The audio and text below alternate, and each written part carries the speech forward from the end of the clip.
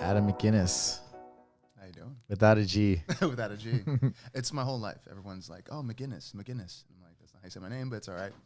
You get to a certain point, you're like, there's actually a reason why it's not like that. And it's the changing of where different people were in Scotland, Ireland. So you would add certain letters, and those small things actually, you start to realize it. You're like, different parts of Scotland people were at. Where are you from? Where did you grow up? I've always wondered about that. It's growing up, I was born in Manhattan, so I was raised like right in the city. Yeah. Jersey City is where I went to school. Very, very ethnic. So for me, it was always growing up with lots of different colors and smells and people and cultures, and my heritage is mixed with, it's like Ashkenazi Jewish, and then there's like Ghana and West Africa, and then Scottish. There's like all these, like really, when I go back, there's like Chinese in there. It's like all kinds of. You got the whole world. Yeah, so it's really interesting because especially growing up in a place like New York. Yeah. And looking back on how normal it would be like to like leave school and like take your skateboard and go get a slice of pizza. And but then in that, you're also doing death-defying, you're dodging the cars and the shady people who are the pickpocketers, and that's normal, And then you go to a place where I went to high school. It was in a place called Jackson, which was like Great Adventure. That's Great Adventure is actually in the town. So the biggest risk in that town was when lions got out. There would be a call, and it would say on the news, like, watch out, jaguars on the loose, lions on the loose, because they would get out of the fences from the safari. And that was like the major thing people would talk about, was watch out for animals on the loose, right? So it was a different way of growing up because there was no hold on cultures. You're talking about in the city? No, when I moved to this place called Jackson, New Jersey, went to high school at. Okay. And the big thing there was Great Adventure. The roller coasters. And they had a safari. They had a safari. Safari there. So the only and jaguars would escape out of the safari. Wow. Yeah. So the only actual, like, when I'm thinking about all the things out of Dodge in New York, when you go to that kind of town, it was like, there was some racism, but it was really like, watch out for the jaguars. Wow. That would be out, yeah. Did they ever kill anybody or catch anybody? No, but there's always like that one teacher who like had animals that he shouldn't have. He had like kangaroos, and he was, and you're like, those jaguars would get him. And you're like, if I was a jaguar, I'm going to his house. That's one of those things. Yeah, smell it out and find him, find that kangaroo and get him. The kangaroo meat. Wow.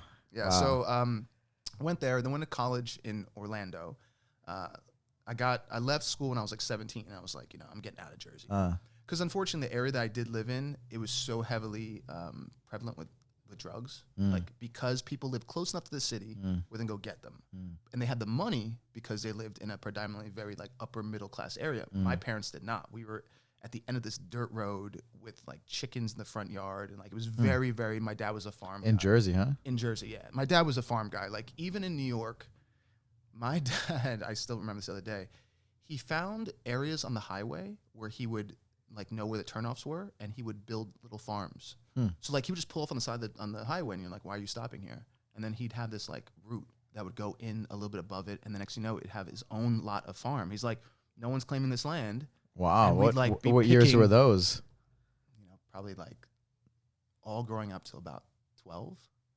So, because I went to high school in New York, right? Okay. And we used to go to New Jersey. I don't just remember that much land, I guess, free land out there. Especially going from New York to New Jersey. Okay. Like anywhere you get in that turnpike, he would just be like, no one. Huh. And then that was kind of normal. So growing up, like, being around farm-ish, even when there was no farm there, was kind of just a concept that I thought was average. But yeah, when we left Jersey, I went to Orlando and lived in the Florida and kind of got away from the drugs. It was looking back on it, like, it was really bad in parts of Jersey. People just had so much time on their hands. They had money, and then the parents would leave and go on vacations. These kids would just have tons of access. So it was me going, I need to get out of this. And so I went to Florida and then kind of discovered music and fell into music in that sense. You loved music, I'm sure, when you were. Yeah, but I was bad. It was one of those things, like, I wanted to do it because my mom was a singer. Oh, okay. But they told me I was tone deaf. So they said, like, don't sing because you can't. And I was like, okay. And then I was like 18, 19, and I said, well, I kind of like the singing thing. And they were like, don't do it. Just don't do it. Find something else you like. And I was like, okay. And then my girlfriend at the time in college, and it really was just one of those things, like, I was working at a nightclub. she was the girl in the box, like the go-go dancer, you know, like short shorts and dancing. And I was the big security guard that was 220 pounds, like just doing security. And she got a $3.6 million record deal with Motown. And it was like, that was the moment where I was like, oh, wow, this is a real thing. And she had an amazing voice. Like, still to this day, she's the best female vocalist I've ever worked with in a studio. And so she went from record deal to tours, and I was like kind of like a bodyguard in a sense, where she'd go, I feel uncomfortable, can you come with me? And that's how I learned how to songwrite. And then I went, okay, wait. The business. Yeah, and started to learn the business. Got your foot in the door. I started to see people who were not singers, but they were successful. And I was like, well, he just kind of hums really good. And he has just really good lyrics. Maybe I can get in that way. And that was my intro into understanding that I could try to search this out a bit more. Interesting. You found your way. Yeah. They said you couldn't, and you did. Yeah, I kind of like whenever someone says you can't, I go, I just can't through your perspective. But if I can look at other perspectives, I can probably find an entryway. If I can find the entryway and have enough will and passion to do it and time, it'll work out. Yeah. Yeah. You what brought you to LA? Well, I came to Los Angeles the first time in 2004 because I got a management deal. So we were doing music. This house that I lived in, I mean, looking back on these things, it's kind of crazy because the house I lived in, there was like 4 people who got signed to major record labels, and I was the only person who didn't do music. I just loved it. And I just happened to be in this house that people were getting signed. They were just really talented. So our Friday night parties would be people harmonizing and singing, and they were like artists on tour with Britney Spears and on tour with NSYNC. And it was just one of those experiences where I was like, wow, is everyone this talented? And not knowing how hard it was.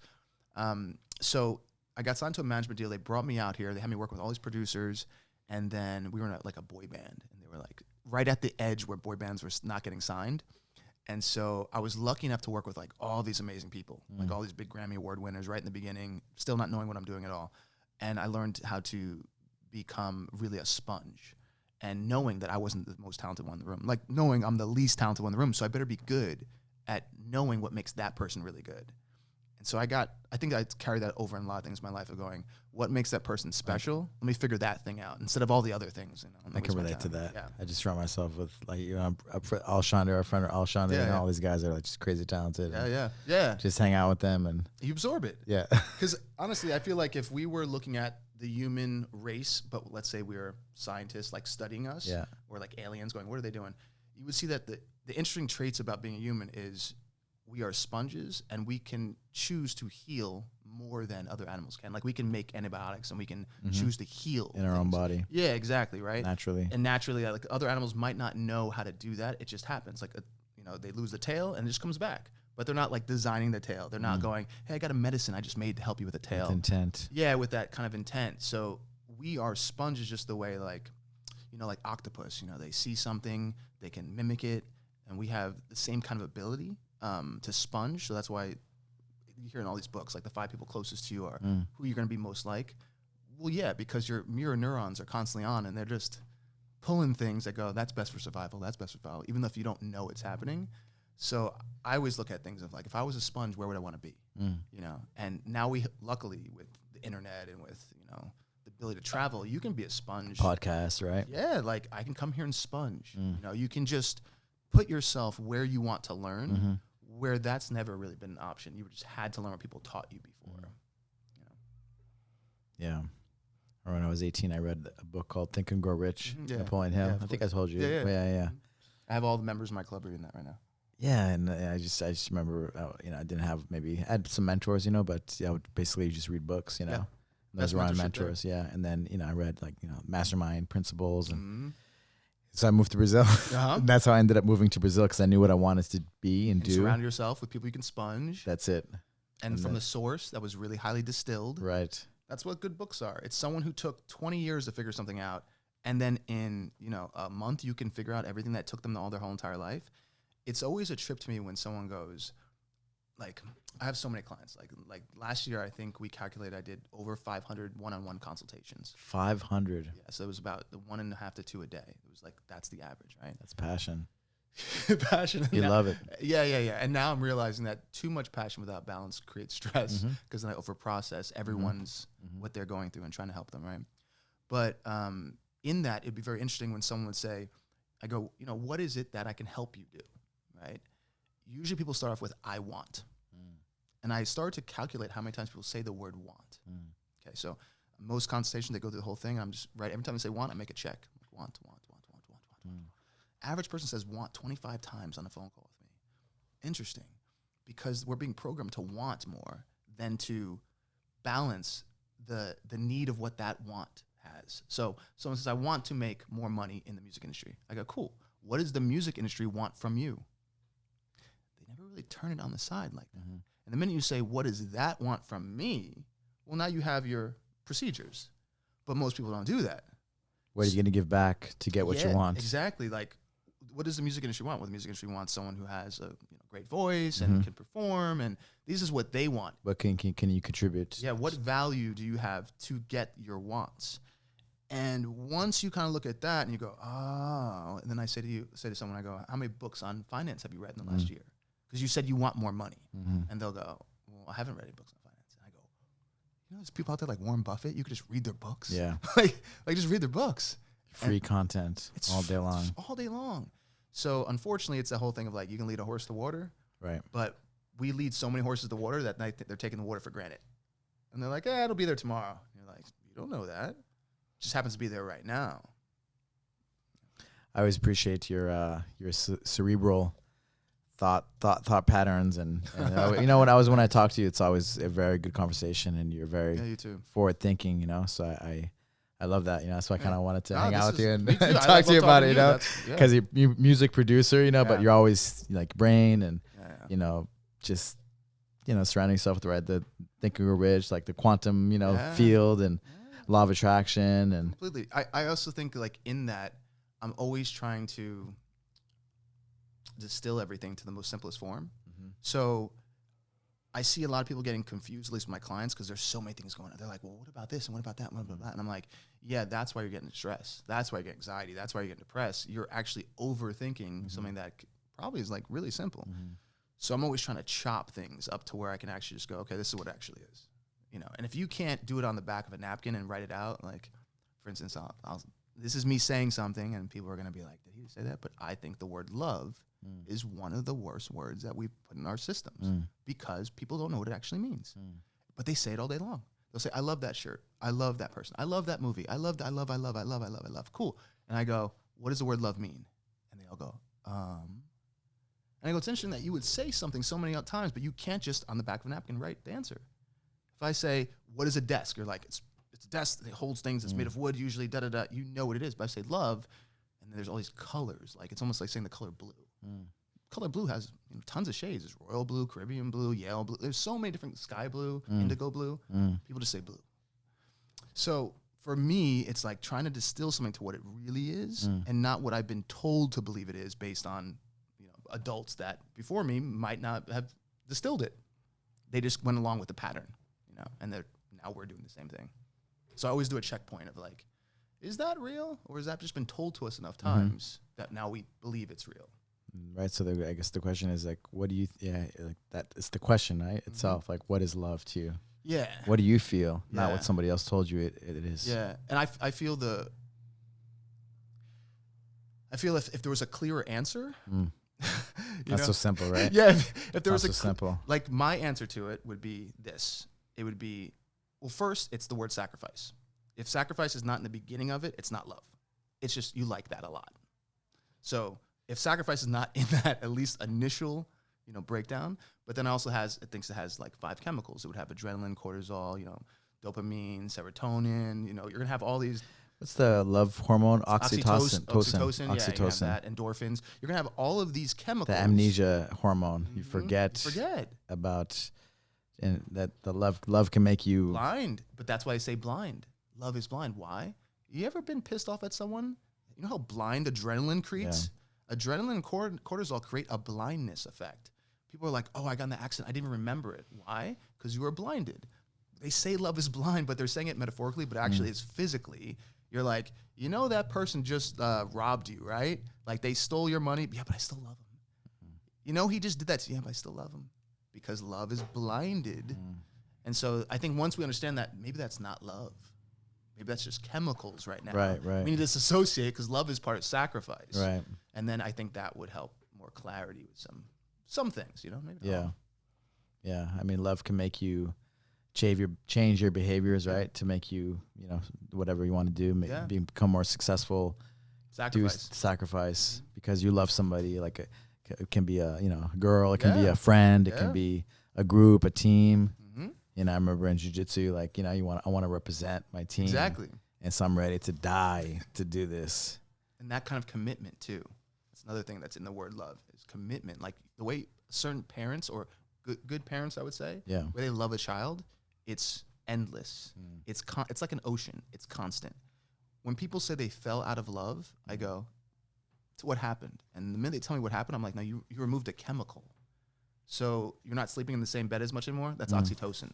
So you removed that chemical. So you fell out of love because your version of love is still not clear.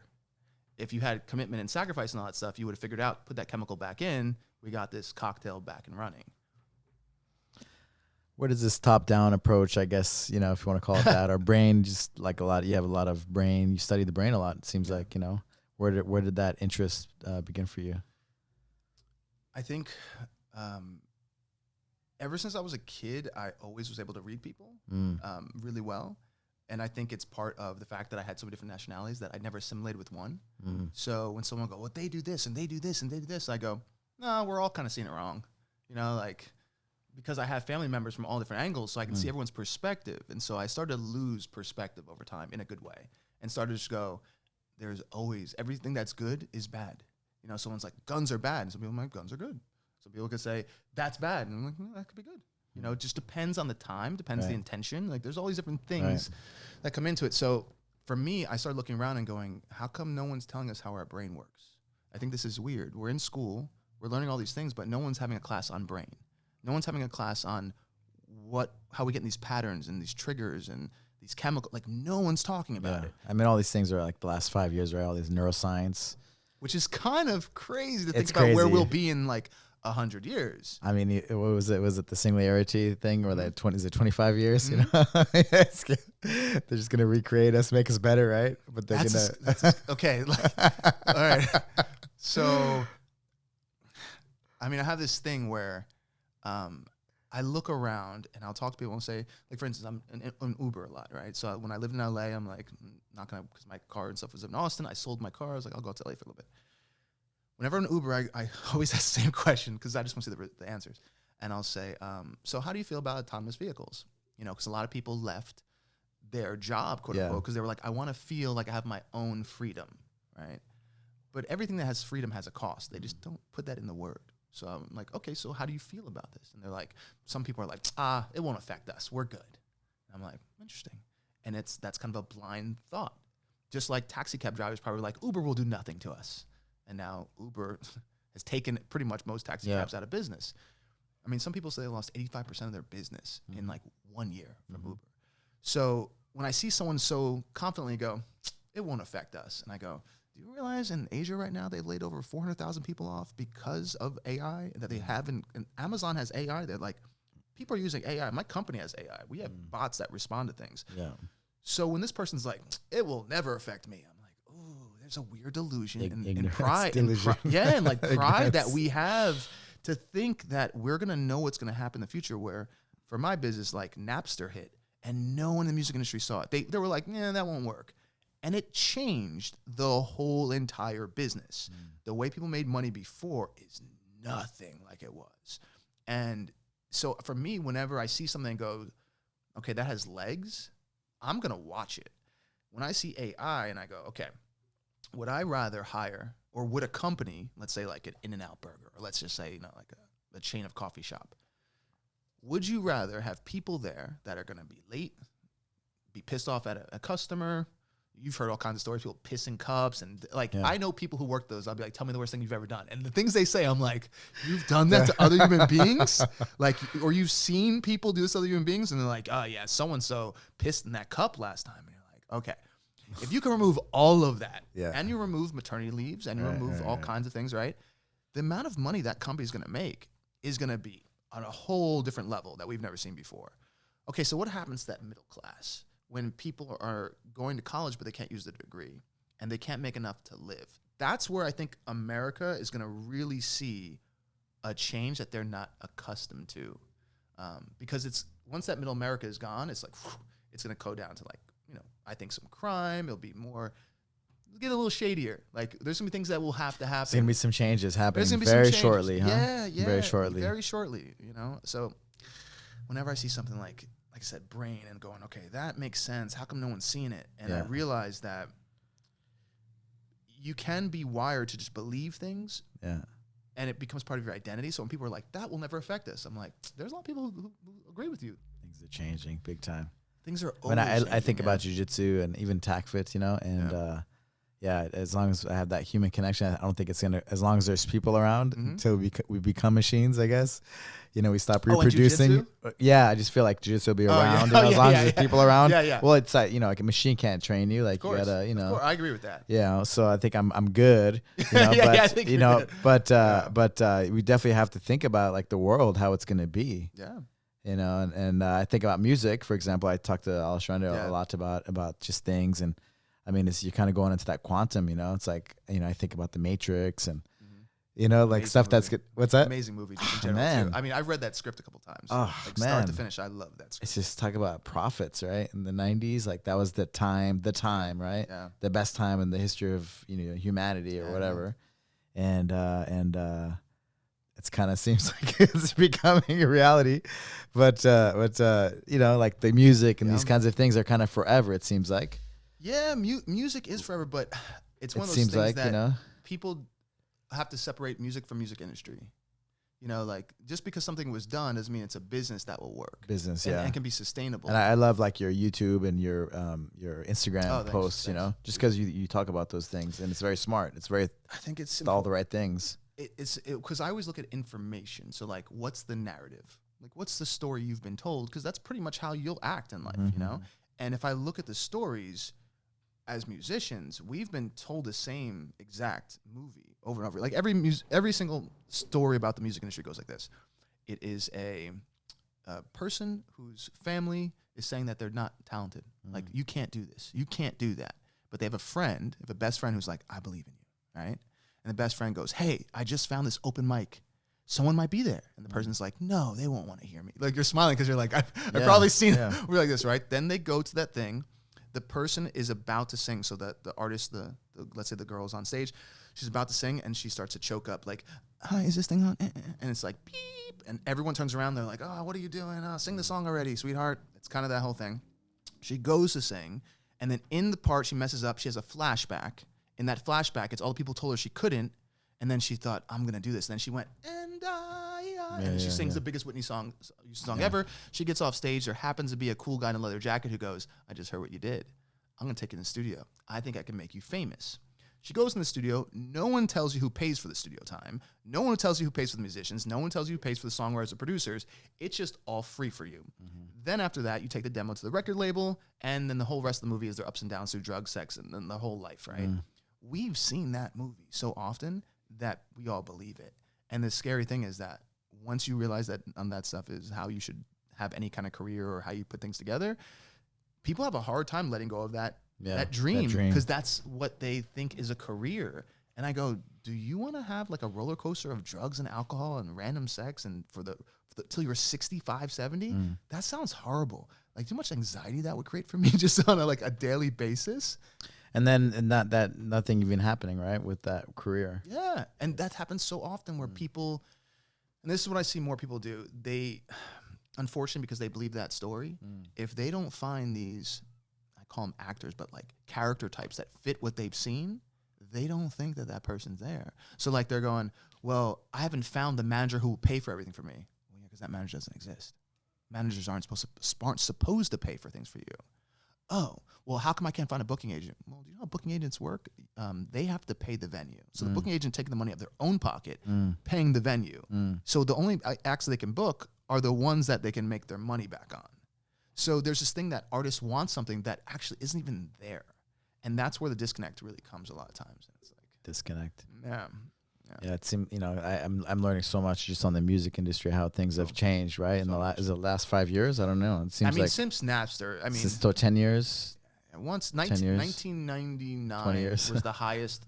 I mean, people were selling 20 million albums. I think Alanis Morissette had like 20 million albums. I think Backstreet Boys in total late 90s sold like 54 million albums. And I think albums were like $20 a piece back in the day. Yeah. But here's the thing about music that's so weird, and to me it's very odd that we've never kind of, as a society, checked this thing.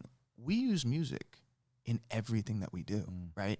Like, we don't use paintings in everything we do. There's certain kinds of art that we don't use in everything. Music, we have it in the gym, we have it when we're driving, we have it when watching TV shows. Music is part of everything in our life, right? But when we go to pay a musician, people are stealing it. Music is one of the only things that you can walk into a music store, you could be the artist signing autographs, and I can be like, I'm not going to buy your CD right now. I'm actually going to download free. Look at that. And you can't do anything to me. If you got pissed off, I could then sue you. There's no art forms that I can go, did you paint that? Cool. I'm just going to take it off the thing and walk out. So we've taken something that we know is a part of our lives, and we've decommoditized it. I guess that does so much for your life to raise your vibrational, your energy in your body, right? Yeah, so much spirit. Healing in it too. Yeah. When I was in Costa Rica, I met these amazing healers with music where they have this massage bed, and underneath it, they play strings that hit different frequencies. And so it releases, like, puts you in a theta state, and it's like really positive for meditation. Different brainwaves. Yeah, brainwaves. And I went, this is amazing. Like, I want to help you. So I'm going to go back and work on a project with them. But I was like, I want to help you get this out to more people. Because when you understand what vibration is, which, Tesla was saying back in the day, it's all about vibration. You understand how energy works. That's 1,000% true. And then we're taking this energy that people are making and going, it's only worth 0.0001 penny. Like on Spotify, you have to sell a million streams and you get $4,000. A million people just listen to what I made, and you're only giving me $4,000. Tell me what other art form does that. So we've changed the way we look at it only because we're living in the modern piracy. Like, we are modern day pirates, and we're not on the sea, but the internet is the sea. It's the ocean. You can connect anywhere. So people are like, oh, I'll steal this, I'll steal that, I'll steal this. But as long as I don't get caught, it's okay, even morally. So we've changed our outlook on morals and theft because of that, because of the easy access. So that's the thing about things music. had to change, right, with the streaming services, like from they didn't have, because people were downloading Napster, right? So people can just download the music, and they wouldn't have to pay. So at least there's some kind of income, right? When 4,000 downloads or whatever it is, like 4,000 streams, listens, streams, yeah. So like, well, a million streams turns into $4,000. Yeah.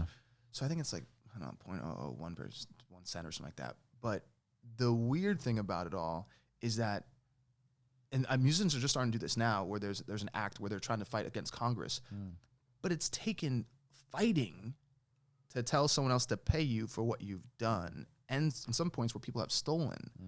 That's a very weird fight, because it's like, and the scary part is, I always tell people, I'm like, why don't we just go on a worldwide strike of no more music? No one would do it, because there's always going to be someone who's like, well, everyone's taking a strike, but I want attention and fame. So it's a hard battle in that, and that's why I love to help musicians understand the industry. I like to work more with on a business company level, and then also as an artist, and I really just stick in my lane, and I because I see what's actually happening, on the greater scale, I guess. So how, okay, there's the streaming services, right? That's where the music kind of goes now, right? Yeah. People aren't buying albums, CDs anymore. Not at all. I don't. Not at all. I got my Apple Music and my Spotify. When's the last time you listened to an album from front to cover, from front to back? I mean, back, I was 90s. A kid, yeah, for sure. So pretty much the rest of the world stopped with you, and that's a very interesting thing. Everyone was like, "Oh wait, we're all just going to stop around this time point." And when that evolution happened, it's never really picked back up. We like to say it is, but it's like the Matrix. It's the Matrix era. It's all again, man. It's all again. They were right. Yeah, man. Yeah, man, it's crazy. But like back in the day, you'd have to be signed by a major record label. Now you can kind of just create it in your living room, completely. Right? I mean, your bedroom. In a way, it's not even in a way. You were 1,000% correct. I mean, like, it is the way.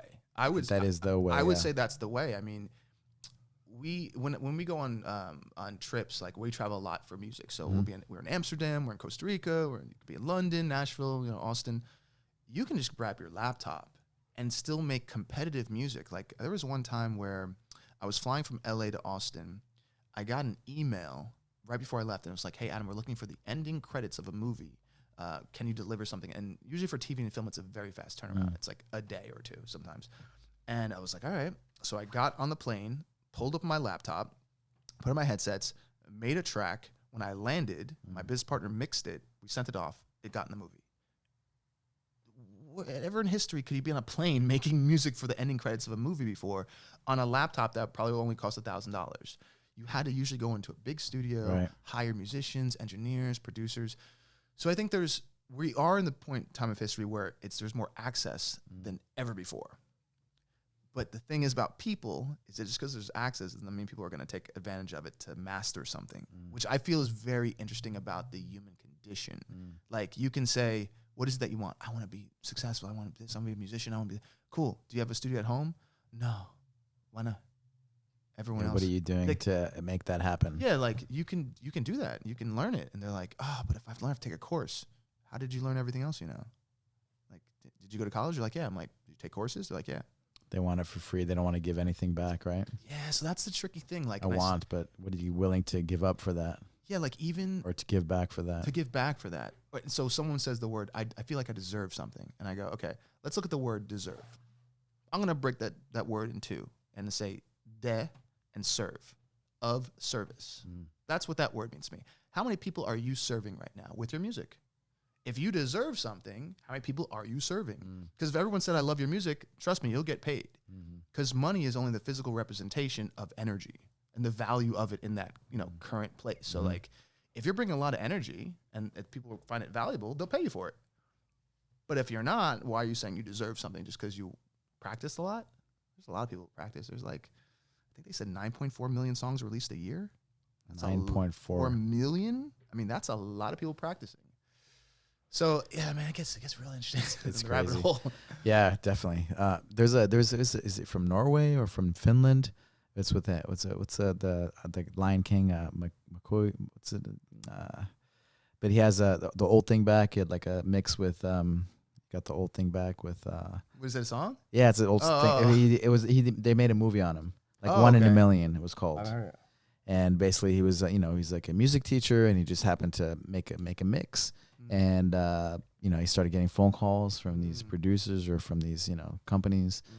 And hey, he thought he was in trouble, because he got some samples. Yeah. Of course. So he like ignored them, but they kept calling. He's like, oh, you better call them back. And they say, hey, we want to sign you. We want to sign you. And this is recently? It's like a couple of years old, maybe a year ago. What's the name? What's the Lion King, the saying that he always had? Hakuna Matata? What? Hakuna Matata? Matata. I think it's Matata. I'm not sure. It was something like that. But he's from he's not Norwegian, but Scandinavian. Okay. And so then he just started going on a world tour, like tech, kind of. Oh, okay. I think it's I pretty did hear big. Something like that. Yeah, I mean. And like sells out, shows all over the world. There are things like that will happen. Like, and it was just from nothing, pretty much. That's the power of the internet too. Yeah, and so I was like, it was super inspiring. Yeah, and he's like, I don't know if I want this for my life, but he just kind of it was from. He's like, hey, well, I got an opportunity, I might as well roll with it. Yeah, I mean, hey, and it's just it's different parts of the world. Yeah. And he's like traveling the world. And he hit the lottery. Like I look at the music industry like this: you buy enough tickets, you hit the lottery. Sometimes people pick up a ticket on the ground and they win too. There's always going to be like little road town or little big town or what? He's in small town of like 3,000 people. Oh, I meant like the song. Yeah. Oh, the hit that guy. No, the guy that got Oh, it was like he was in it. Speaking of that, you were like, oh, you can be in some, but he literally was in a town of like 3,000 people. In the movie but from a town of 3,000 people. It's like in the middle of nowhere, in like the Arctic Circle, pretty much. Yeah. And I just I was a music teacher. I liked music, and I just put something together, and it. Somebody, every year or two, you're gonna hear a story like that, because you're like, it's this thing where some people are like, I met this guy recently who was a famous musician, and we spent, I think it was like Thanksgiving together. He was at like family Thanksgiving, and I was asking him like, hey man, like I'm always curious, like how did your career start? And he's like, dude, the craziest story. I was doing a demo of cover songs to play in our local area at the bars. We made this cover song demo, and there was 2 songs that were originals on them. We sent them around to all these people. I get a call from Capitol Records 3 months later. He said, I thought it was a joke. And I just said, okay, cool. And they're like, we like one of the songs in this demo. And we were like, your voice, can you come in for a meeting? got signed within a week. This is back in the 90s, but he's been touring now for 20 years.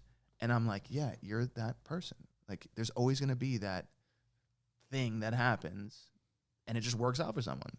And then there's going to be the person who worked for 20 years, like Sia, and she didn't get her first number one until she was 41 years old. There's always going to be both sides of it, you know? Just got to love what you do and just that's all maintain the process, right? All we have real control over is thoughts and actions. So it's like, if you love doing that and you want to keep on acting on it.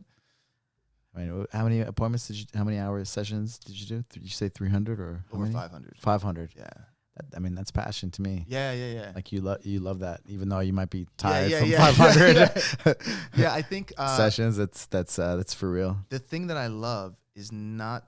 It is the sessions, but the thing that I love is seeing a turning point in someone's life. Mm-hmm. That's the part that I love. It's like, if I can understand the way you've been taught, if I can understand the things that you're really trying to go for in life, and I can go, okay, there's a peg here that's holding back this water. Like, and you might not even know that you're the peg. So we got to remove that so that it can flow more.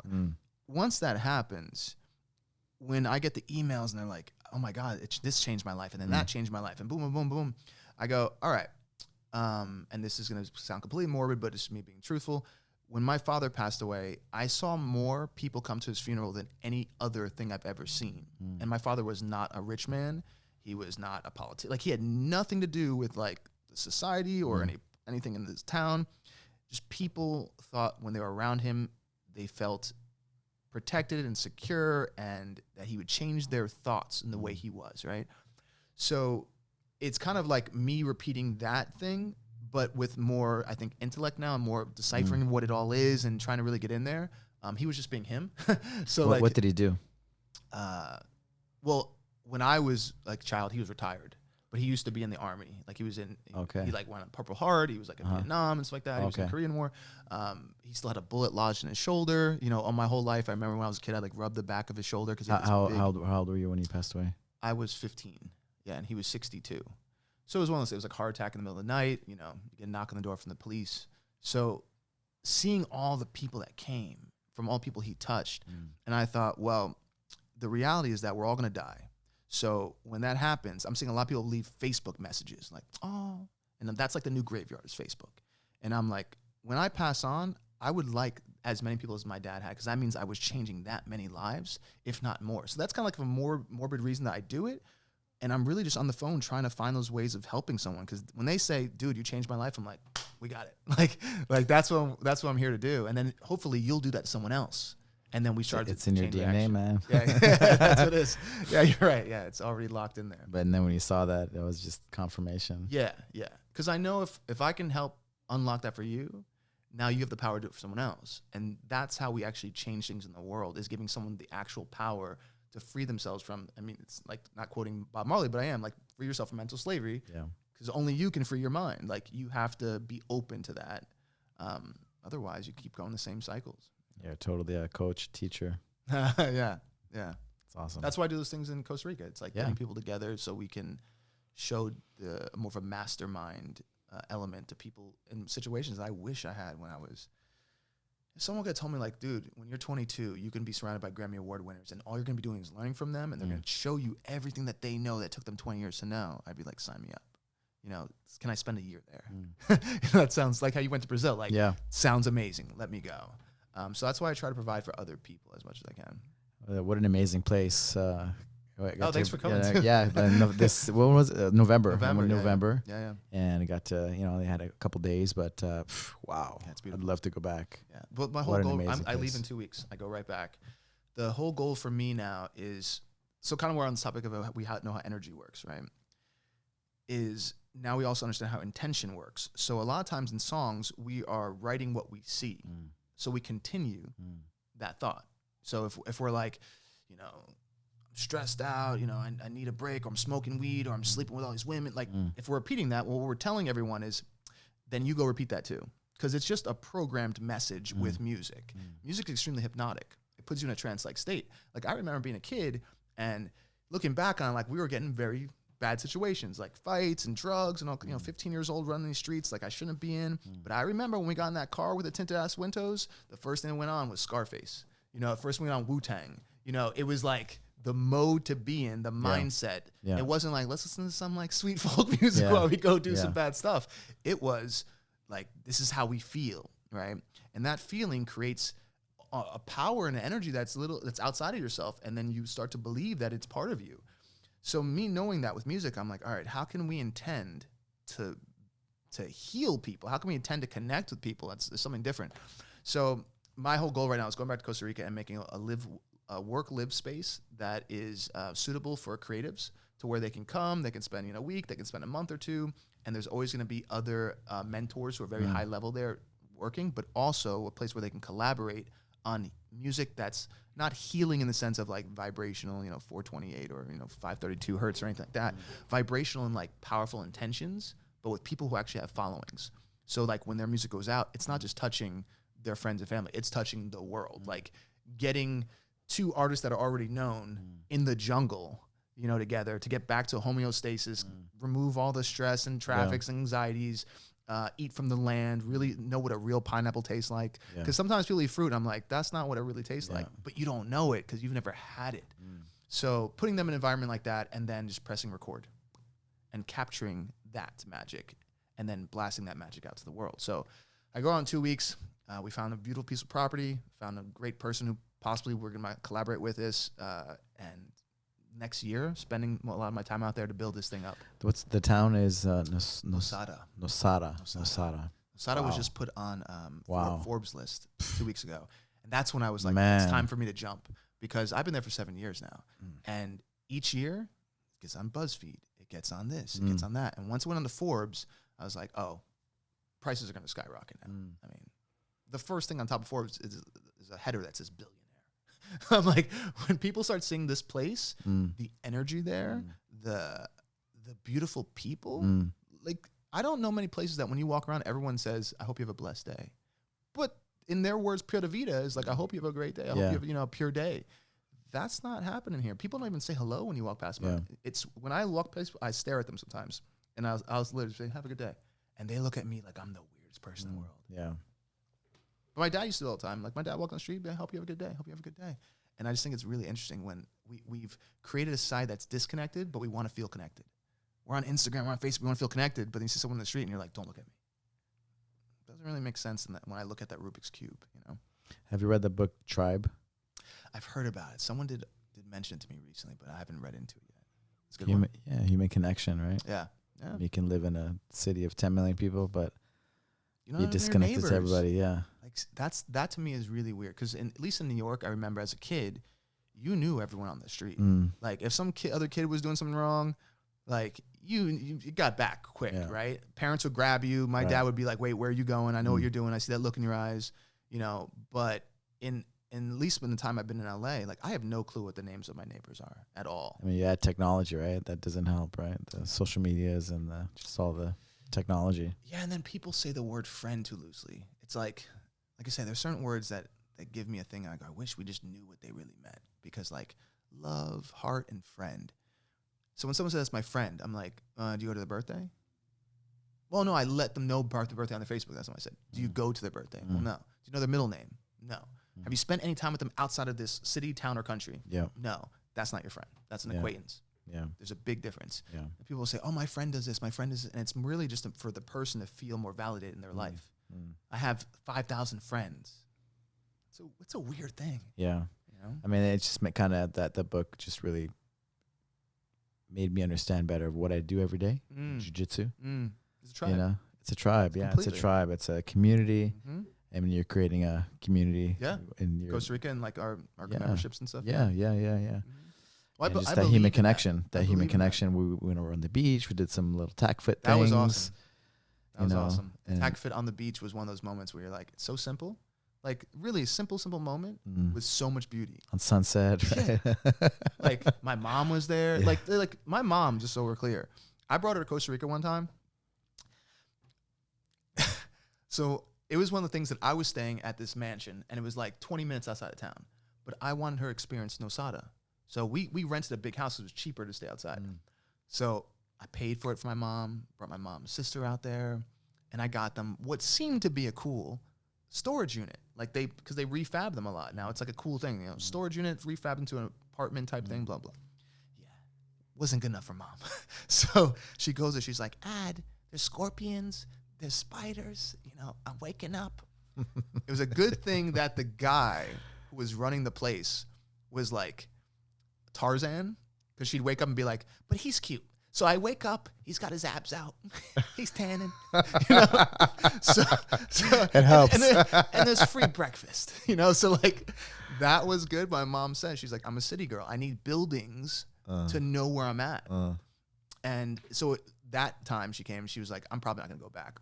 So then now that my friend has the Gilded Iguana, it's like the number one hotel in Costa Rica. I said, all right, Mom. Gilded Iguana, yeah. Gilded Iguana. Wow, I got to stay there again. Yeah. And now your spot. Once I know that. Yeah. Yeah. And then now she came back again, and she has a whole nother love for it. And I think she got a chance to like see it where you actually feel like it's a kind of a vacation more, and not like you're in the jungle. I like being in the jungle, but I understand mom's at a certain place in her life now. She's like, listen, I want to be pampered a little bit. I'm like, okay, I get it. But you were saying, I think we were talking about the tack of going on the beach. Oh yeah, just like those simple things of going. You don't need much. Like here in LA, for instance, I was talking to someone earlier, and they were like, "Have you ever been to Equinox?" And I was like, "No." And they're like, "Dude, you gotta go to Equinox." I go, "Why do I have to go there?" I love when people say you have to do something. I go, "Why?" And they say, "It's got like the best of everything." Best of what? Well, they have machines that do this. I was like, "Is that machine gonna do something differently than if I just did it right now?" They have a spa. So is that spa differently if I hopped in the shower? Like, tell me the things that I'm going to be paying this crazy amount for that I can't just do somewhere else. And I was like, I haven't been in the gym in 2 years. I go to jiu-jitsu. Way better for me than a gym. For me, right? Yeah.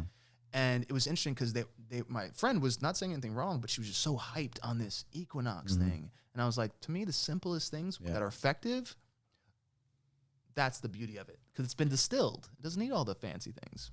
So to have your mom, like she we were at the Gilded Iguana, resort, but then a block away, we're at the beach, and we're all like on this simple in nature at sunset, doing some movements, colors that you don't normally even see in the sky, all together in a circle, right? Tribe, and feeling like connected with everyone and there to help one another. Like to me, that is the most beautiful form of being human. Yeah, is feeling that. Constantly. The simple things. Because whenever we try to make it harder than it is, and people are like, oh, I'm so depressed. I'm so this, I'm so that. And I'm like, yeah, because we have so many bells and alarms dinging off for things. You got notifications here, and you got your alarm clock, and you got this on this month and due dates of that.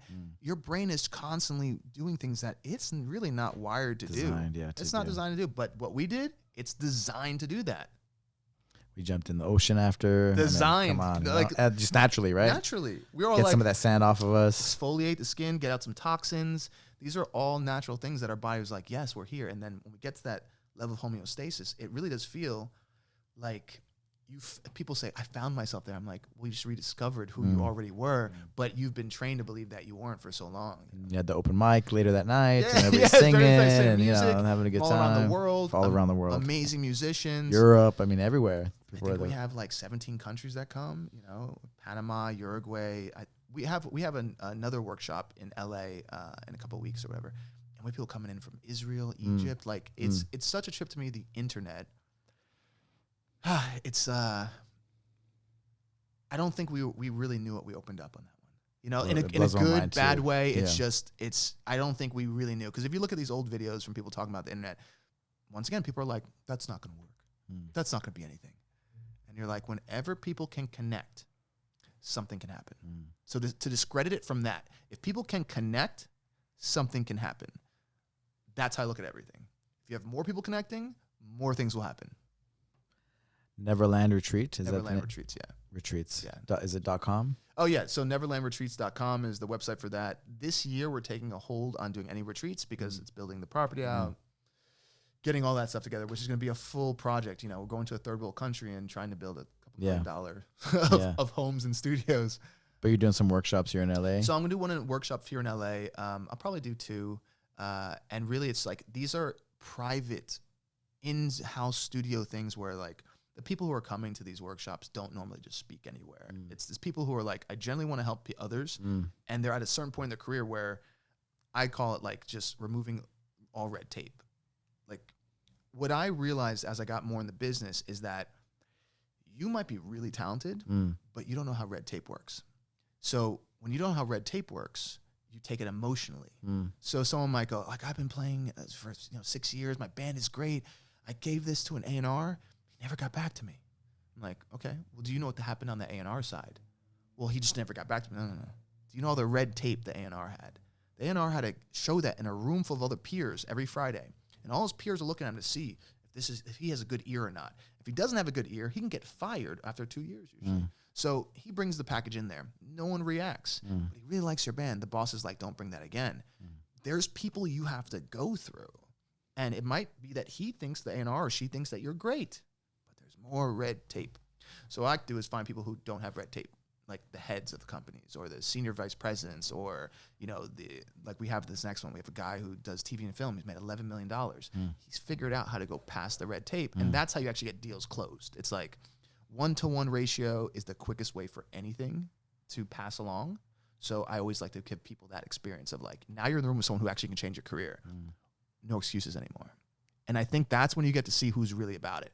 Because I notice a lot of people is they'll be on a search because they been trained to believe about everything's a journey for them. Everything's a hero, and they're going to be the hero of every journey, which is scary because not everyone is. And we all know people that passed away too young. We all know things that have happened, and like this hero thing is what we like to take on, and we internalize it. But the reality is that when you remove all the excuses and go, there's the person that can change your life. It's interesting how some people are like, maybe I'm not ready for it. Because they thought there was this journey that they had to do and all the ups and downs. No, it's right there. Just come to the event. The A&R who signs people, they're sitting right there. And it's funny how people change like that. Be right in front of you. Right in front of you. Yeah. If you're not open to it, they're going to walk right by you. I mean, that's why I love jiu-jitsu so much. Like, someone go, the arm bar's right there. And I'm like, oh, what? It's been right there the whole time? They're like, ever since you started? Until you start thinking in that. It's been right there the whole time. Yeah. My new one is wrist locks. Prison rules. Just like, and I'll even tell people, I'm like, are you okay to wrist lock? They'll be like, yeah. I'm like, all right. And then once I grab their elbow and I start to crank, and I'm like, this has been here the whole time. Every time you grab my gi, I can do something with that. And I think the evolution of jiu-jitsu, at least figuring out all these systems and concepts and traps and everything, you start to realize there's a lot of things that have been in front of you the whole time. And I think the same thing is with business.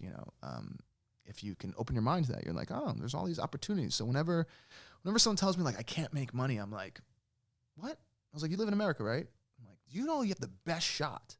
I mean, if you have connection to the internet, right? You have internet, you have Wi-Fi, right? They're like, yeah. I'm like, okay.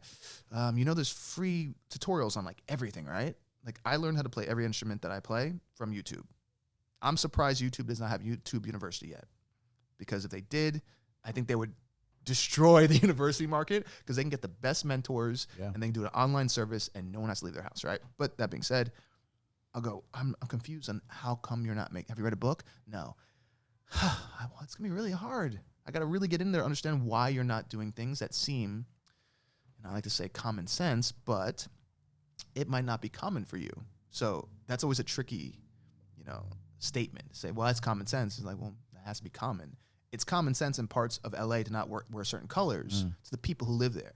But if you're not from there and you walk in the hood and you're like, I'm wearing red, it might not work out to you. But everyone in that area knows that's common sense because that's common knowledge. Right. So it's, man. We talked about jiu-jitsu and changing your mindset. And I feel like, for me, and I think, that's one of the things I'm super passionate about. Just you see that in people, it kind of changes them forever. Oh, yeah. Oh, yeah. This is the whole time. Whenever I bring a friend to jiu-jitsu, when someone, like, gets it. When someone's like, ooh, this is, like, a whole nother thing that I didn't know about.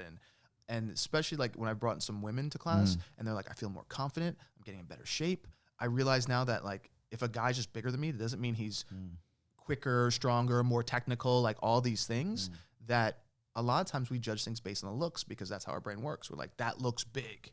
Like even the other day, I rolled with a guy, and I asked him before he rolled because I think we were taking like the fundamentals course, the fundamentals class, and they said, go grab one of the higher belts that looks big and scary. This dude who was a mountain picked me. And I laughed, and I was like, why did you pick me? And he goes, I've seen you roll before. It's kind of scary. And I'm like, okay. This guy easily is 300 pounds, right? The guy who looks like Zyangiev? Yeah. He's got a little kid. What's that? He's got the little kid in the kids class. He looks like the mountain. Okay. Right? Right? Super nice guy, right? So I think he said he was like 300 pounds. And we rolled, and great role. He's a fun guy. Tapped him a bunch of times, and it was one of those things that when we were rolling, I realized, oh wait, he's really big, but when you use leverage, it's kind of like weightless. Even when someone's that much bigger than you, you can figure these things out. And then once I knew that, I went technique. Yeah, I was like, conquers all. Oh, that means pretty much anyone that size you can understand. So when I see how women can act in a positive way, a change in them, my girlfriend concluded, like when she rolls with people, I'm like, you got to watch out for her. She'll get to your back quick. Yeah. And it gives me also a sense of more, I guess, less anxiety if she goes out on her own. Like, let's say we're in a third world country because we travel a lot. You know, she goes, I'm running to the store. I'm not going to be like, oh, I got it. She's like, I'm going to go to the store real quick. She can handle herself, you know. Obviously, want to make sure that nothing bad happens, but just to have that little sense of self, an identity. Somebody can grab, she knows how to move, but even how to react properly. Calmly, too. Calmly, right? It's some, a 300-pound person on top of you, and you got to, like, keep your cool. Because if you panic, and get away. And keep your composure. That's everything, right? Right? Everything. That's everything, yeah. Just even the fact of getting away, where some people might fall on their back and just, I don't know what to do. And now going, wait a second, frame, change angles, move, get up, run if you have to. Fine, we don't have to win this fight. No big deal. We're alive the next day. That whole mindset is not really ingrained in all fighting styles because, like, I was a black belt by the time I was 12 years old. I was fighting all kinds of competitions. It all is just punch, kick, karate. Yeah, taekwondo. Yeah. It's really big in Jersey. I think it's because there was, like, a lot of, like, Tiger. What was it? It was like Tiger Schulman's. And the advertising on that was like, the business down. Oh, dude, it was just like heavy. So when you're a kid, you're seeing Bruce Lee, Chuck Norris, and you're getting in that mindset. Like, I'm gonna be in the front of Black Belt magazine. I started when I was 5. At 12 years old, I'm like, we're gonna do this thing, right? And it's a lot of it's ego, you know, and seeing that, and then coming over to a place and doing jiu-jitsu and learning like the gentle art and going, oh, wait a second, we can actually not have to hit you to show you that I can hit harder. It's more of like technique and mental capacity sometimes, you know. I think that is really, really empowering. Yeah. The Gracie family changed the game, changed the whole face of the martial arts. Completely. Yeah. And I think also the very small but fundamental element, it's so small but so huge, is like when he's saying like alavaka, we're talking about like leverage, right? I use leverage and teach my clients leverage in their whole entire business on everything. Like, how do you get the maximum output with the little most efficiency? That's it. And it works in everything. The judo creator at the Brazilian Jiu-Jitsu, that's what it's about, right? Yeah. And it makes sense, too. It's like maximum efficiency, minimal effort. So some people, let's say smart way. Artists, they're going hard. They're like, I'm playing, I'm putting out music, I'm trying to promote, I'm trying to be my manager, my promoter, my A&R, my booking agent. They're trying to play all these roles. And I'm like, you might be working hard, but you're not technically working smartest right now. And so if you can figure out how to work smart, more efficiency, less work, you get a bigger outcome. Work hard to do that, right? Exactly. Like, work smart. Work hard like to work smart. Pareto's law, what is it, 80-20 type thing? Yeah. It's like, if you can really figure that out, and find that niche that makes you unique and not try to copy him, her, and the other, but just find that thing, that's what's going to work. Because people buy things that they're connected to, not things that are copycats of copycats. You know, we talk about jiu-jitsu movement, the attack fit stuff, but do you think jiu-jitsu helps be a better musician? Oh yeah, it helps your diaphragm. It helps your ability to, like, even my singing has changed. Back in the day, like, I didn't really do like warm-up exercises and really work diaphragm control. But I can tell now, when you have a guy doing knee on belly on you, you learn to breathe differently. When you have someone sitting on you in mount that's, bigger than you, you're, okay, small breaths, I know how to play with the air control better. So I would say definitely helps you self-control. Self-control, definitely. But also, I think it's the part of the confidence level.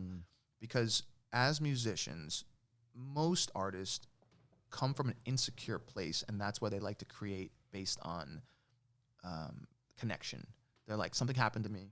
I want to surpass it, or compensate, or write a story about it so someone else can connect to it and feel it. So that's already in us. And then if we can create a way to do it that we feel like, oh, this is actually beneficial, it's positive. So if we can build confidence in anything, that will help us going, wait, if I can go in that room and have all these bigger people roll on top of me, but I can beat them, then maybe I can be confident in the vocal booth, and maybe I can be confident in my business, and maybe I can be more confident. Yeah. So I think that all just kind of trickles down.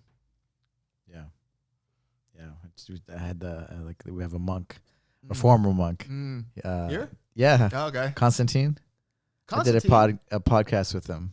Does he do yoga too now? He's a yoga teacher, meditation teacher, philosophy teacher. Oh, okay, this makes sense. I roll with Constantine all the time. Like, yeah, he's one of my of course. favorite guys like to roll with. Of course, yeah. That makes sense now, see? And so I connect with people without even knowing that. Right. Yeah.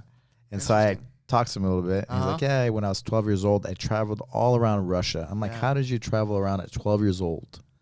All around Russia. Yeah. And they would just hitchhike and, they would, I guess, play some music and make some money, some change, and they would just split it, Wow. And then I think when he was like 14, 15, he actually enlisted into a monastery because he saw some giant man tiptoe, and he thought that's really interesting. I want to know more about this. Because he told me he started yoga at 14. That's interesting. That's what they did. And then I was like, what's your typical day look like now? A typical day at the monastery look like? He's like, yeah, we get up at 2:33. We start meditating.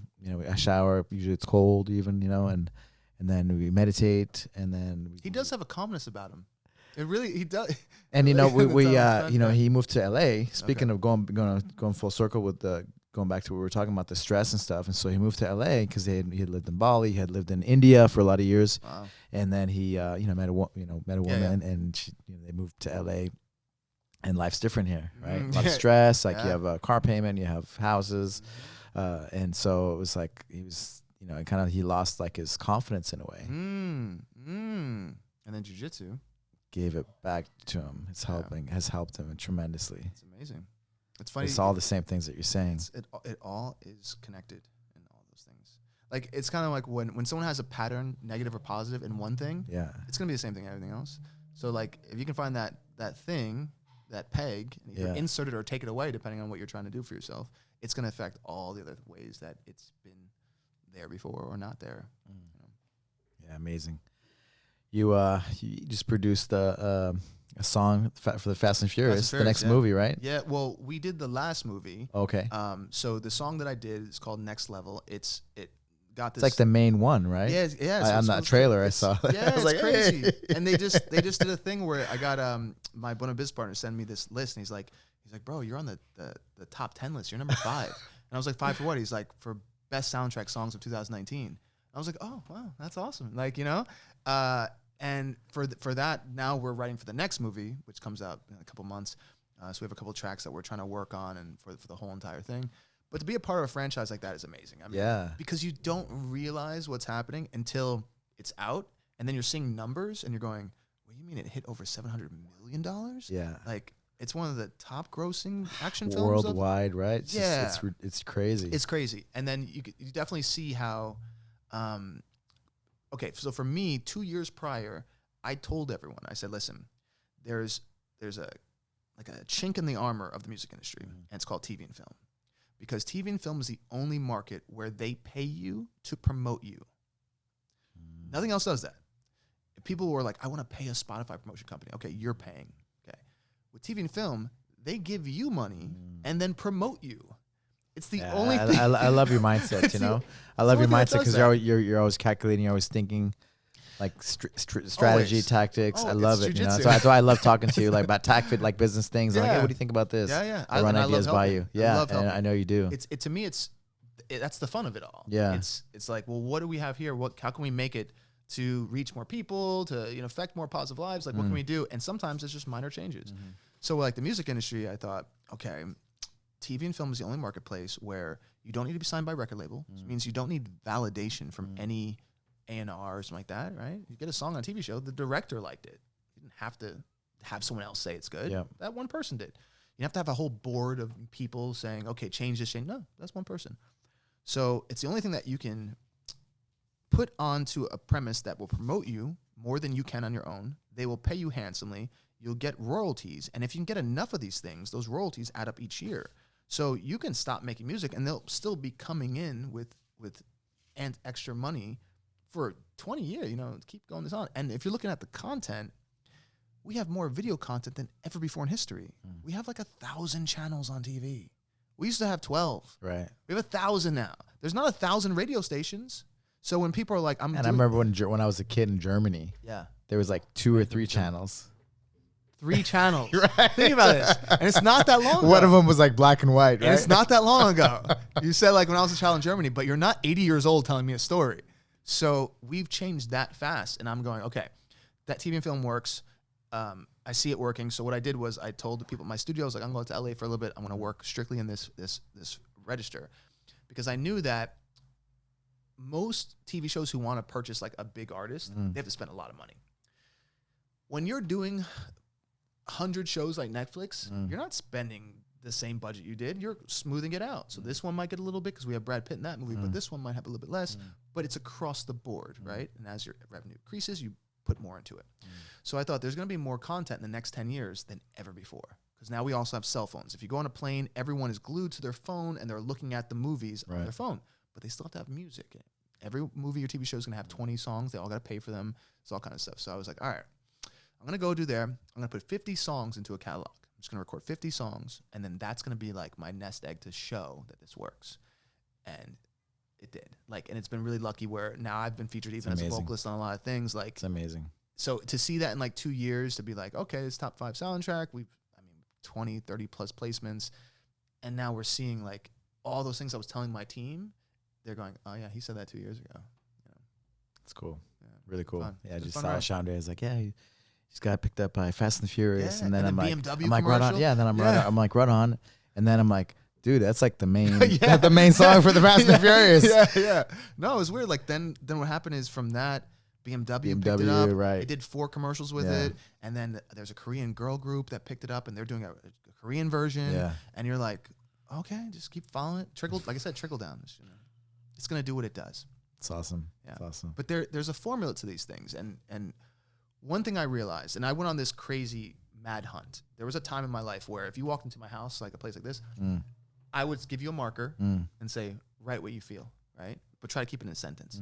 So people come into my house, and all around my house would have all these writings, different markers like that. And it was my way of finding lyrics.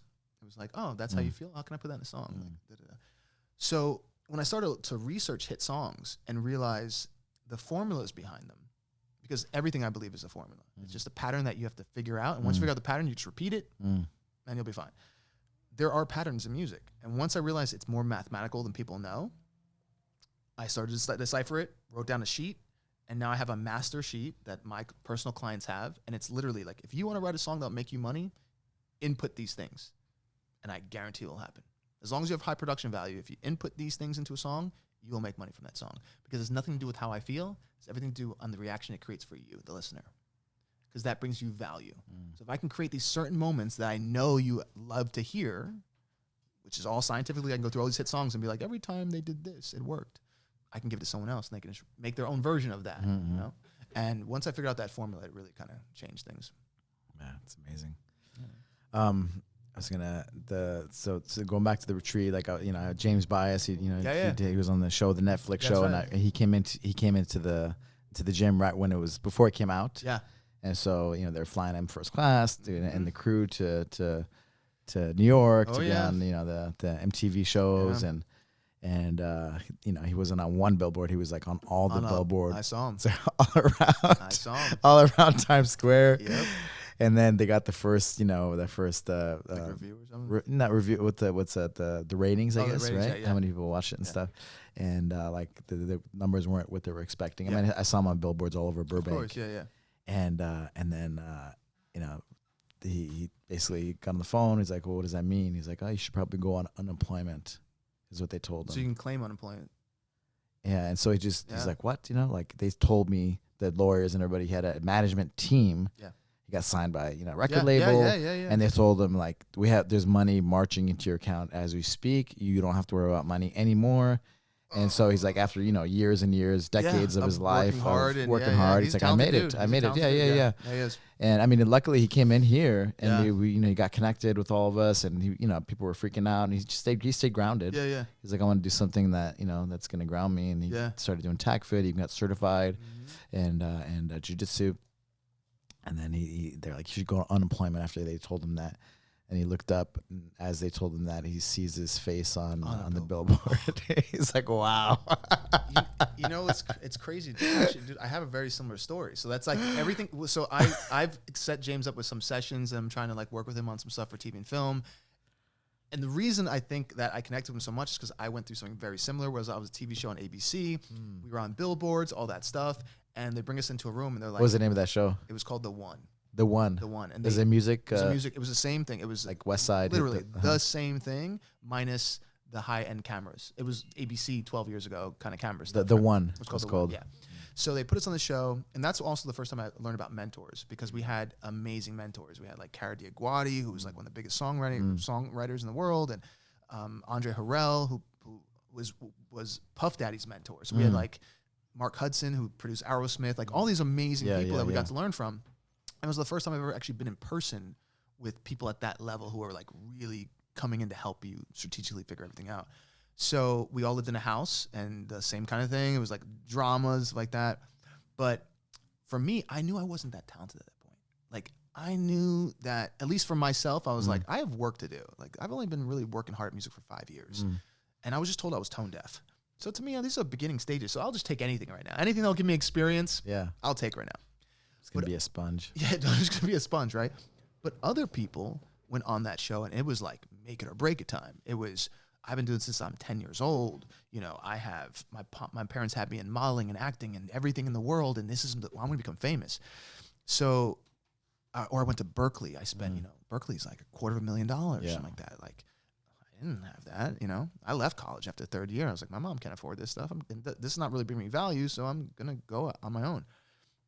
So I'm watching this. They have us on the commercials. They have us on the billboards. And I took us into a room, and they go, I just want everyone to know, we just got the ratings, and we're going to have to cancel the show. And while they said that, the lights went off. Poof.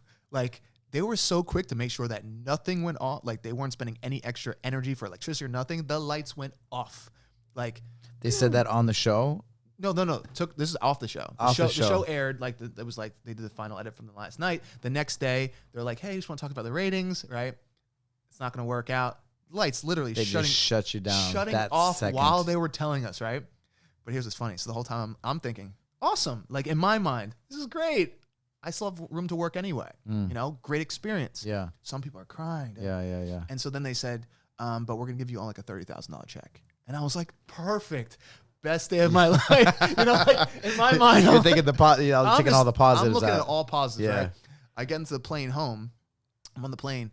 The woman next to me, she sits down, right? And she looks at me and she's like, are you Adam from the TV show The One or whatever? I'm like, yeah. And she's like, I just voted for you last night. I was like, oh, cool. Yeah, the show ended. And she's like, what? And she was like having this whole moment. She's like really into it. And I'm just thinking, like, wow, this is interesting. Yeah, you're right. Because people's perception of something, only because it's behind a screen and because there's a lot of promotion behind it, they think that's working or that's big or that's something. And for all of us musicians, it was like, that was a job that it will work out well or it might not, right? You know? And it's funny how you say, look at perspectives. I've talked to people later on about that one, and they're like, yeah, man, that was a time of my life. And I'm thinking, oh, that was just the beginning of mine. You know, it's just the perspective of how you saw that moment. And I think that happens to people in college. They're like, college is the time of my life. I'm like, it was just a good time for that time. Even your childhood, right? You have traumatic childhood. It's all your perception of things. Perception of it. Yeah, it's all your perspective. And like, I think that is like when I say like you only really have two things you can control. It's your thoughts and your actions. You can choose to think of the other side when you let go of how you feel about something. You can go, okay, I'm going to remove how I feel about this. Let me just look at all perspectives. And you will notice that you can find a perspective that you can find, and not a silver lining. It's actually the perspective. See, that's also, people are like, well, I'm not looking for silver lining. It's not one. It's a true perspective. It's just not through your lens right now. Speaking of perspective, what advice would you give younger Adam? I give that advice to younger Adam every day when I'm on consultation with people. I'm like, that's why I do consultations. Also, I'm like talking to my younger self. So younger musician Adam would say, that's your second chance, right? Yeah, like it's that's what I look at. It's a second chance. Understand how finances work, because we're just not taught. Like when you're coming out of high school and college, you know, they're telling us interest rates and APR, but we don't know what that means. And it's simple math. But we're also, as musicians, told you don't know math. Like musicians have this ongoing dialogue and narrative that's like, we're struggling musicians. And when I remove that thought, I've never struggled. Like my first 3 to 5 years, maybe after that, it's been cruise control. Because I've realized that so many people weren't understanding how finances work and not understanding work ethic and all these other things. So my younger self, I would tell, study books on finance so that way you're never in a need. Because whenever people are needy, that's when they go into the bad decisions. That's all of them. When someone's like, oh, I signed that contract. Why'd you sign the contract? Well, I needed money. Oh, I went on a date with that guy. Why'd you do it? Well, I needed the opportunity to get onto that movie. Why did you do that with him or her? Like all these things, people, a lot of times it's need of a situation, all because they didn't have money. If they had $100,000 in the pocket, they wouldn't do that. Yeah. They wouldn't even think about it. So first, at least in this world, because, you know, like in the society we live in, we have to make a living to live. Super weird because all our ancestors didn't. Yeah. We have to make a living to live. But knowing how money works. So that would be the one thing I would say is really understand that, because my dad only had like $5 in his pocket, and that was a good day. So I didn't realize the power of money until I had business partners, and I was really lucky that one of my business partners is still to this day the best business person I've ever met, and he really schooled into me right when I was like 25, 26, and like, so his son actually works with me a lot now, so I was able to pass it along, and his son's a music producer now. Actually, he's working with us today. Awesome. Yeah, so it's like we got to build like a family that's taught me so much. I get to give back. But I would learn business. I would have understood, or wish I would have told myself to understand more about how communication is, how important it is, and like language. Because a lot of times people are saying the same thing, but through different filters. And so that's where a lot of arguments come. It's like what you're saying is 100% right, and what they're saying is 100% right through their eyes. Y'all aren't seeing it together. And so it's like when people go to like Costa Rica and they don't learn Spanish, and I go, why didn't you just take like a basic, like, and they're like not thinking about communication because they want to be pampered to. And I think when you really take the time to learn communication, you figure out some of those things in the middle would never have been there if you just would have saw perspective. So that's another thing I would have seen. I would tell myself not to be too easily following trends. I think now as an adult, I realize that trends are trends sometimes for a reason. It's because they spark instant gratification. Stay true to yourself. Yeah, so like when I see a trend authentic. going, like look at it, but then step back and kind of look at why it is. Because I tend to notice when a trend takes off, it gets sometimes outside of control. Like where something's a trend and all of a sudden it's like everyone's doing it. Well, when you do something that everyone's doing, you have no more value as an individual. Like you literally just gave away your individuality to be a part of something that might not last. And I see a lot of people doing that, you know, like living somebody else's life. You go on the internet, man, and like you'll see people who all look related. They all look the same. Yeah. And it's a trend. It's a trend to draw this on. It's a trend to do the Photoshop. It's a trend, but now everyone looks the same. So you just lost your individuality. So I think, and I wasn't ever a trendy person, but knowing what trends are as a kid, like really knowing it, how the brain works with them all, and like how it forges like these it's actually like released into our thought process of like copy that because it's best for survival. So it's like, you know, you go online, I'm not trying to knock any women out there, but I'll say you go online, you can literally find 1 million women right now who look like Kim Kardashian, and they look like that because the trend is to copy someone who has a lot of screens around them, and that's all we're seeing, and our mirror neurons are picking it up, but then you lose your true beauty.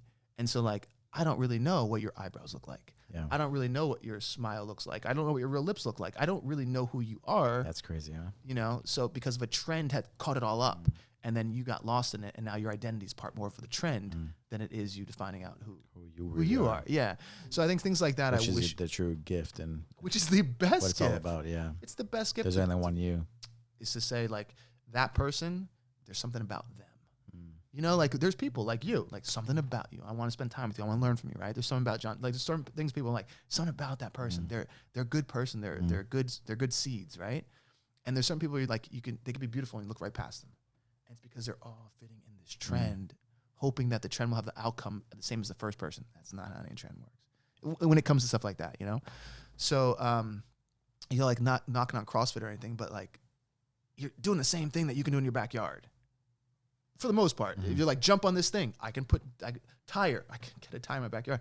You know, it's like these things that people are like rushed to, and I go, why? Your why. You know, the why. And let me take a step back before I jump into it and just say, it's like, why am I doing this? Why am I doing this? You know, so more of that. But yeah, and then lastly, I would train myself earlier in micro expressions and body language, because now I'm like master level at it. You know, now I've been doing it for like 15 years. like I would combat anyone who's in the FBI right now and be like, sit down next to me, let's look at some stuff. And I wouldn't doubt that I'd be right more than they are. Like it's at that level when it comes to microexpressions. But I wish I would know that book earlier. Never Split the Difference. Have you ever read that book? Never Split the Difference. It's a negotiation book. Chris Voss? Man, I don't know the name. Okay. It's a negotiation book. Yeah, I think he was an FBI agent, negotiator. Voss, yeah, there you go. Mm-hmm. Yeah, he has that one. There is, so people say the word sixth sense. We have a sixth sense. It is understanding how to read body language and microexpressions, because our verbal commands are, I mean, you're filtering it. Before we speak, our brains are going, what language? How should we say this? What's our intention? You know, are you going to use from your New York accent? Is it going to use the fact that you used to live in Texas for a while? Like, it's doing all those things without us telling it to. Right. It's just subconsciously bringing up and then pulling words.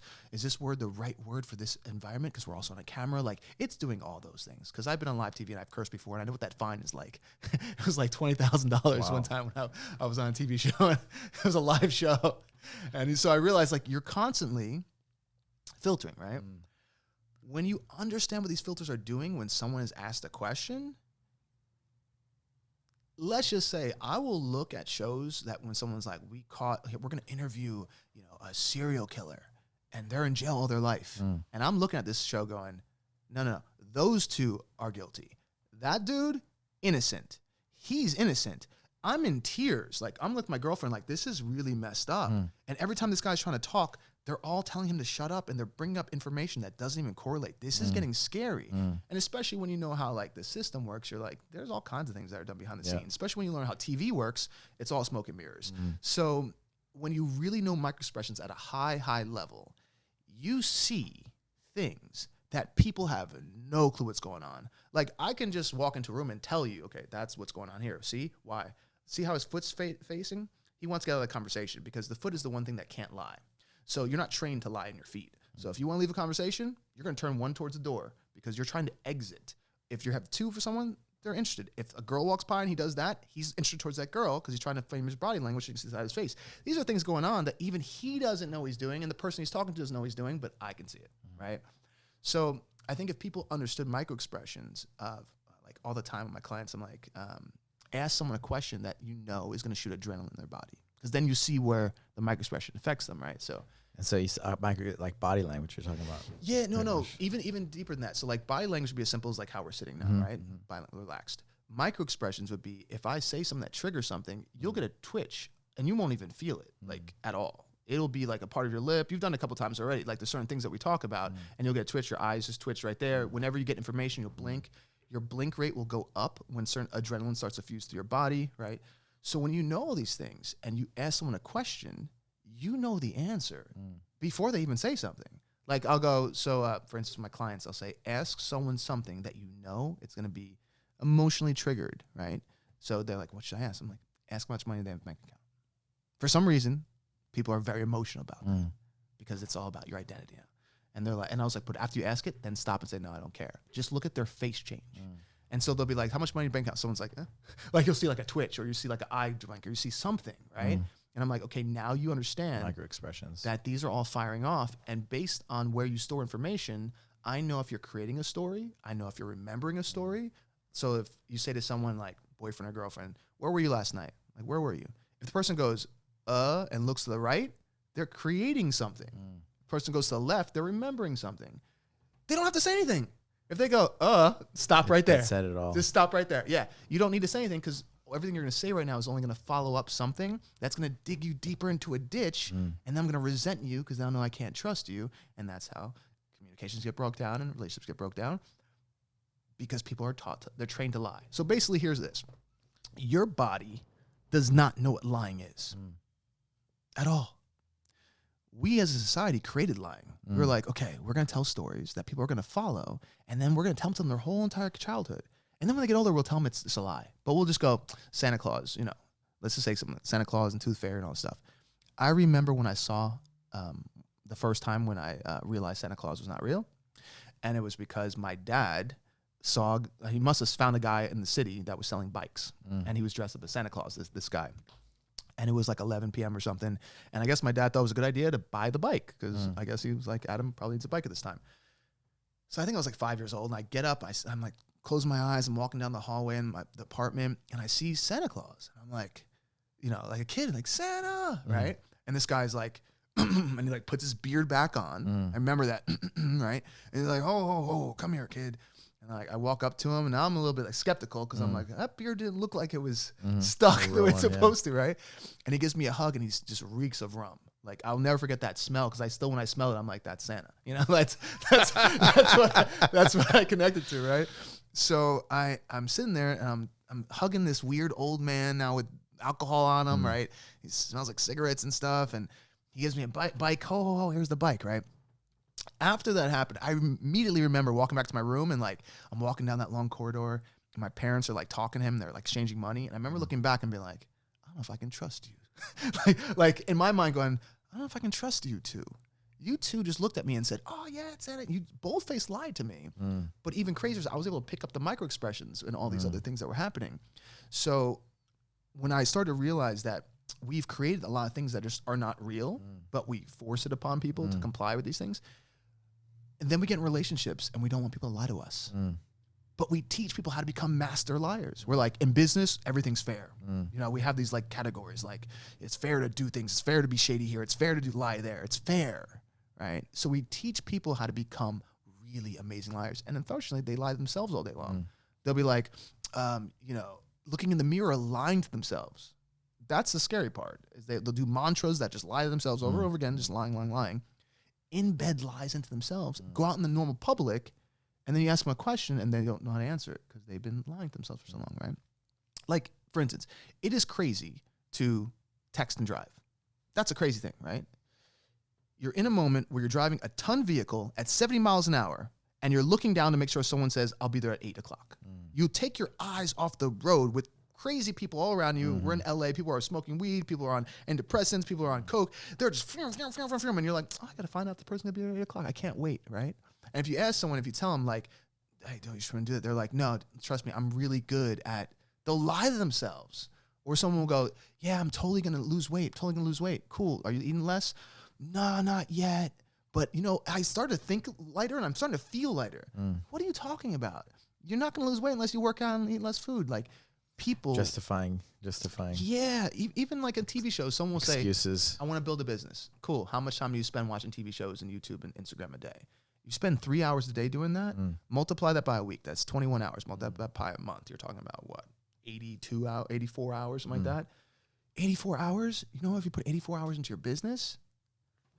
So like whenever you say something to someone, they have lied to themselves so much that they don't realize what's going on. So here's the beauty of microexpressions. Because your body has no other animals other than I think there's a green monkey that knows how to lie, and it just does calls to throw off the other monkeys so they can steal food from them. It's one of those things that when you ask someone a question, because your body doesn't know it, it fires off because it's afraid of being caught at all times. It's why people are like, if you say, people are afraid of being the one who's in trouble. Because when we were kids, we got in trouble, the energy was on you. It was like, did you do this? Did you take the cookie jar? And someone's like, Why not just say, yeah, I took it? So you're saying like you would have studied more to a younger Adam, these micro-expressions? Yeah, I would have realized at a very young age how important it is. Because it is so much a part of my life that it's kind of like someone will go like let's say a blue belt in jiu-jitsu. You're like, yeah, things are good. But when you get to be like a 5th degree black belt, you know so much. Like it's a whole different world. It's kind of like that. People are like, yeah, I kind of know about bilanguage. I'm like, no. You don't understand. You can walk into a room and know what everyone is doing and thinking. Like, you don't have to be talking to them. I can know what that person is. If I say something to this person and that person reacts, I can see it. They're scratching their nose, they're scratching their leg, they're feeling uncomfortable. I already know now to turn to them. Like, it's a whole nother thing with business too, because you'll work with people in the business, and especially I tell people like when you're in a business like music, which is based off people's dreams, you're gonna find a lot of shady people. Because any business that's ego focused, it's easy to dupe anyone because their ego is gonna keep them blind. So like acting, modeling, and music are like the 3 biggest ego-based businesses, right? Where you technically don't have to have a degree, you just say you are something the next day. That doesn't make any sense. Like I just go, I'm a manager. Did you go to school for that? No. You take a course for that? No. You have a degree for that? No. What makes you a manager? I just said it. There's no other job that you can do that. Like, I'm a doctor. Like you can't do that. But music, I'm a producer. I own a company. Someone the other day told me I want to start a record label. Just a regular guy. How can you help me? Do you have any investment? No. Do you have any artists? No. I just want to start a record label. Cool. Now you're a record label owner. So we live in this thing that we can just create what we want. And unfortunately, with musicians, we kind of like fall into that trap. So when there's all these people who literally make a living sending emails to artists that say, we're Atlantic Records, we loved your demo, and it'll say, like, for instance, it'll go, hi, Alberto Crane, Instagram, we heard your music. And you're like, no, I just took my Instagram page, right? And they'll say, in order for you to come to our record label signing, you have to pay $800. And then when you get here, we pay you back. It's kind of like that Nigerian scam that they had for years. And artists do it, right? Because their dream is bigger than their reality. And they haven't done enough studying or knowledge base to go, that doesn't make sense. So they get taken advantage of. With microexpressions, you can see it. What kind of resources or things would you recommend to study? It's going to be the most hilarious. Like when I tell you this answer, you're going to be like, 90 Day Fiancé. 90 Day Fiancé. 90 Day Fiancé is the show. Okay, if someone wants to become good at microexpressions, watch Shark Tank and watch 90 Day Fiancé. Because when people are 90 Day Fiancé is a TV show? It's a reality show about people getting married to someone from another country, so they have to get the K-1 visa, and so they're under a lot of pressure, right? Okay. So you put someone in a pressured state, and they're asked questions. So like the producers will have them, and they'll say, so isn't it amazing that you just fell in love, just blah blah blah, like you guys think you'll be together forever, and someone will go, oh yeah, and then like their lip does this, or like their eyes triple blink, or like they fidget and scratch, which is a telltale sign. Whenever adrenaline goes through your body, it goes to your jugulars. So like wherever that area is, people will say, oh yeah, I'll be there later. It's like, are you sure you're gonna be there? And they'll go, yeah, I told you I'll be there later. And you're like, because you seem like you're not sure. And if you're not sure, just tell me you're not sure. Yeah. Totally fine with it. And then I'll know how to react to that. And I think if people were just like more honest, they wouldn't go through all these things. But it's because, like I said, we've been trained to do this. So 90 Day Fiancé, you will literally see so much about relationships, communication, and microexpressions, especially because people don't always know each other's language. So because of that, there's like this, where I'm from, you're supposed to do this as a man. Like you have to still give a dowry in some places where you're paying the parents, like, to have the wife. So like there's certain things that we're not used to. So when people get hit with this, their facial expressions, they really go deep. So yeah, if you ever want to learn about microexpressions, study 90 Day Fiancé. I'm gonna check it out. And just rewind it. Is it on Netflix or is it It's on like, I think it's on TLC. TLC, just rewind it. Like whenever whenever you see a question, and here's how you'll know, right? From now on, whenever you watch someone ask a question, whatever they do in the next 3 seconds, 1 Mississippi, 2 Mississippi, 3 Mississippi, that space is where they give you all the answers. All of them. That's why that first impression is so important when you first meet people. Because you're picking up on it all, right? So people will say, I don't know, I have a good feeling about them. I have a bad feeling about them, right?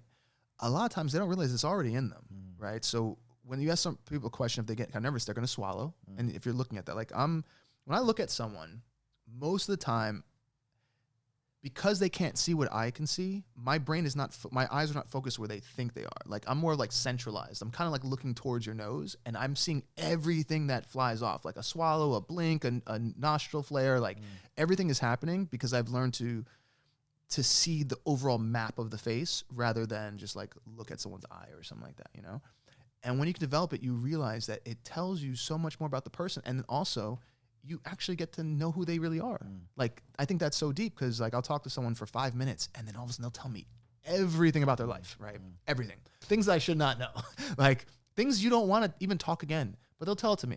And the reason why is because I'm the first person in a while who really listened. First person who read what they were really saying. And I went, I know you said that you wanted to break up with him, but you're telling me with everything else that you don't. And they'll go like, they take a big breath.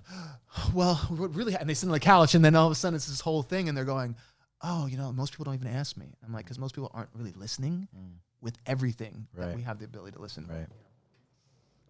It's good stuff. Thanks, brother. How can people find you? Right now, Instagram. Music Industry Contact. Music Industry Contact. It's Instagram / Music Industry That's Contact. your Instagram, the one that has like you have. Yeah, it's where I give out all the information. It's where I hold contests. Great stuff. Yeah, I put up $1,500 for a contest. Someone has like a great song. We pitch directly to movies and stuff like that, and help really good artists trying to get out there and build like a community. And right now it's kind of like I started this whole journey with music, but who knows, in like the next 10, 20 years, I plan on taking this concept of how humans work, more into a more deep place and be able to focus my time towards that, That's the goal. Humanistics, awesome. Right? Humanistics. That's what I'm calling it. I like that. Yeah. Yeah. Nice. Yeah. Well, I appreciate you. I appreciate your heart and your authenticity. Thank you. Trying to help people, and I really enjoyed my conversations with you. Yeah, you too. When I talk to you about just the brain and just all these things. So thank you for all the work that you do, and I loved your retreat, even though it's just a couple days in Costa Rica. Time. Yeah, and I look forward to hopefully contributing somehow in the future. Amazing. Well, I will say thank you guys for having me on here, because to be able to share, I think, some different perspectives with people is just a great ability, and I love the fact that you're doing this also to build awareness for different things all across the board. And I think that's like I said, we're in the future now, so the ability to even human do potential, that, right? Yeah, it's help people reach their potential. That's what it's about for me. That's what I mean. That's amazing. Think about someone in another country right now. What was the term you said? Humanistics. Yeah, I like that. It's like someone in another country right now who you've never met might watch something like this and then have a moment where their life kind of pivots, and then in 20 years they might see you and go, "You changed my life." That to me is a very powerful tool, and so that's glad to meet other people who are doing it for good and not just for I want to make money and get attention and all that stuff, which to me that's once again a trend that will fly by. Thank you, man. All right, brother. Cool. Into the studio now.